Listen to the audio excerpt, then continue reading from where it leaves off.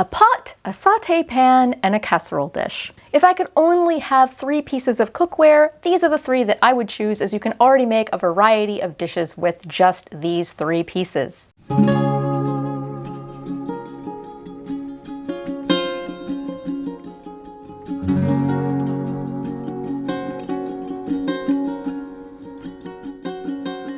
If you're a novice in the kitchen, don't feel pressured to buy a whole set of new expensive cookware. Go to a thrift store, a grocery store, or a discount store like Ross and buy a pot, a sauté pan, and a casserole dish. Why a pot? Pots are great for boiling pasta, cooking rice, heating up or cooking soups or stews. If you get an oven-safe pot, most of them are, just make sure it's heavy, not non-stick, and doesn't have any plastic on it anywhere. You can even make braised meat dishes in the oven like pulled pork or pot roast. Make sure your pot is heavy-bottomed. If you pick it up and it's a bit hard to flip over, it's heavy-bottomed, with a lid and with a handle. Why a sauté pan? With a sauté pan, you can cook some very easy but tasty things like stir-fried veggies, cuts of meat, burgers, hot dogs, grilled cheese sandwiches, bacon, and eggs.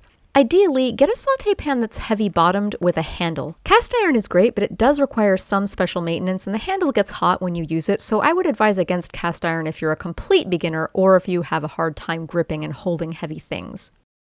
Why a casserole dish? These are great for recipes where you just dump a bunch of stuff in the casserole dish, stick it in the oven for a while, and then return to several delicious complete meals. You can use casserole dishes to make casseroles, of course, like mac and cheese or lasagna, but they're also good for low-effort tray bakes like roasted veggies, chicken and rice, and salmon with potatoes and asparagus.